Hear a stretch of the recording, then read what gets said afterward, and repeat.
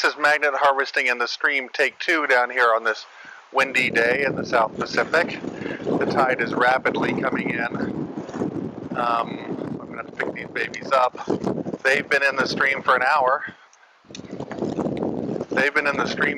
I don't know what we'll see. We'll take a look one at a time.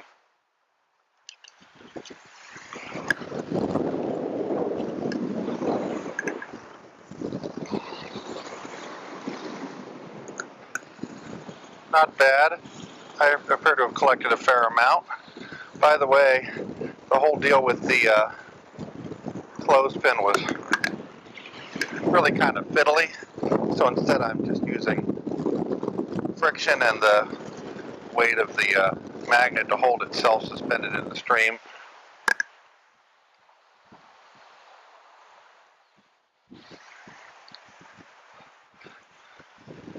Let's look at the other one and see how it's done. It's a much larger magnet. Interestingly, it doesn't appear to be, well, it picked up a lot, but it's actually not quite as efficient as the other magnet at harvesting iron.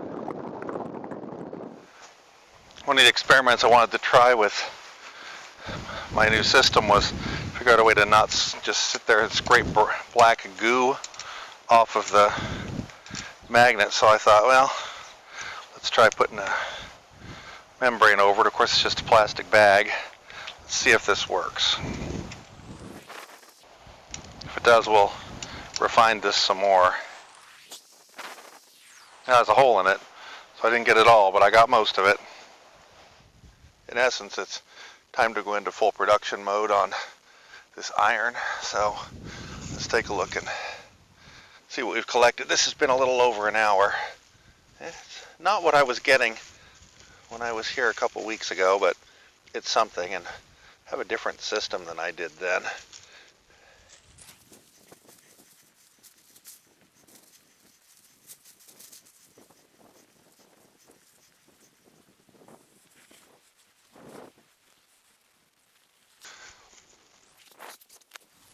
Now that's fairly impressive. I could do a lot worse than that.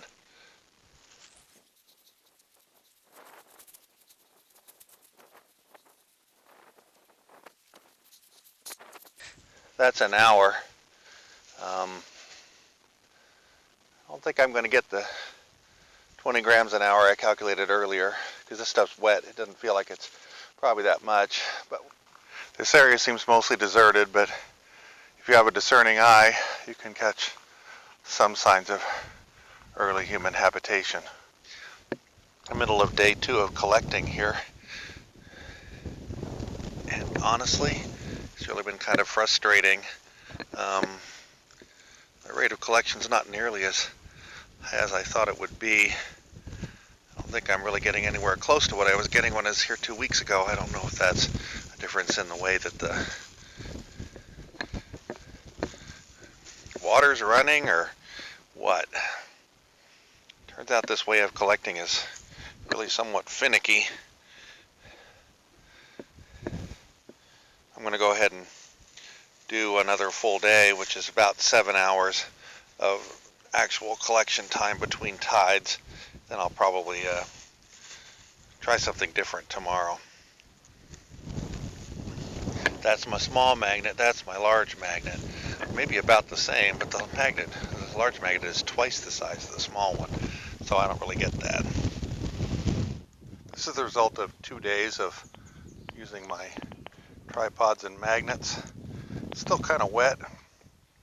Not sure how much I've got. I'm thinking I got probably about a pound, but it's hard to say because it's still really wet. I'll have to take it back and dry it and see. So it does work. Really fiddly though. I'm going to try another technique, which is going to be a lot less selective but take a lot less time.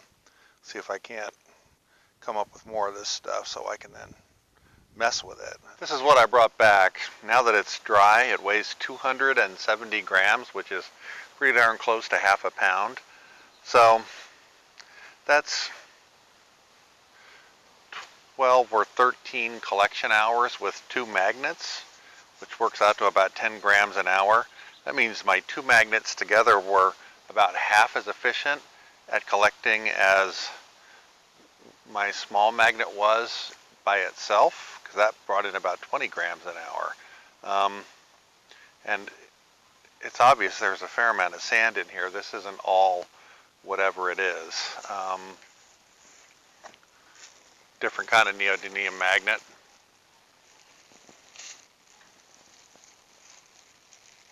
It's clear that it's magnetic. There's stuff in it, but it is clearly magnetic. So I've got something to work with. I just got to figure out what to do with it. So that was the so-called wet process collection technique. After 2 days of doing what I called my wet process of pulling this stuff out of streams with magnets, I decided to switch to what I'm calling my dry process. I wait till there's been a fair amount of water run down here, and then I've been picking up this kind of stained sand, presuming that that staining is the same black stuff that I've been picking up with the magnets. You can still see it running down in that stream. So I've picked up about 15 pounds of this sand. That's a semi-dry weight. I've been drying it in the sun. Not today, obviously. Just have one other thing I want to do, because if you look right there, that's a marsh. Those are cattails from last year. And this water is running directly down out of that marsh. And when you get down here, you see this slime on this water. That is classic for an iron oxidizing bacterium. So I've been doing some reading, which I know you're not supposed to do, but I did it anyway. And there's this classic thing where in marshes, under low oxygen conditions, bacteria will reduce iron to its ferric form, which is soluble in water, and then they use that energy to grow, and then that dissolved iron comes running down here where another bacterium called an iron oxidizing bacterium that forms exactly this kind of scum then oxidizes the bacterium back, I think, to its ferrous form, Ferrous. We'll have to check to make sure I'm really right on that. And I'm just wondering if this stuff is of some kind of biologic origin. So I think, I don't know if I'm going to find anything, but I'm going to uncover where this water is coming out from and just dig a hole there. Hopefully I won't destroy a 10,000-year-old geologic process. Let's see. One flaw with my theory is that iron oxide is red, it's rust, and this stuff's not rusty. And iron oxidizing bacteria are supposed to produce rust, so I could easily be full of it here.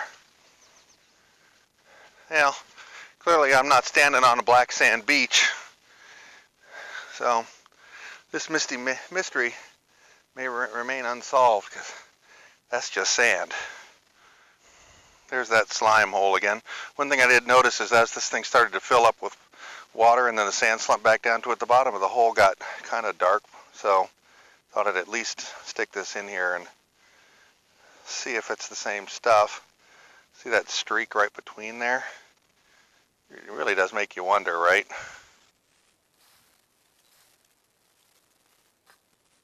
Yeah, not really. There's some, but it's not dramatic. There's also kind of a yucky, sort of sulfury smell, which is actually supposed to be a component of the metabolism of these iron and metal metabolizing bacteria. So I just don't know. I'd have to go back on the interwebs. There is some there, but it's not like I've hit the mother lode or something. Here in mid to late July, I did just discover a stream which is still running a little bit of the black iron, and so I'm going to recreate my so-called wet process because I just want to get just a little bit of this black stuff so I can examine it microscopically. Now, it's not coming from the bog. Hell, it's probably coming from the septic system of that house, but nevertheless, there is black stuff floating in it, so let's see if I can collect just a little bit of it. Because I've taken all of my wet process product home, including magnets, etc., the only thing I have left here is my tripod. So I'm going to see if I can just gather just enough wet process product that I can compare it to my so-called dry process. Take a look at it kind of microscopically too and see what I come up with. So we're not getting iron anymore from some bog in the South Pacific, but that doesn't mean we're done with understanding what's going on with South Pacific iron. So I think we'll call this episode a wrap. Please feel free to like and subscribe, tell your friends. Come on back. Not sure how many more episodes we have left in this series about South Pacific iron.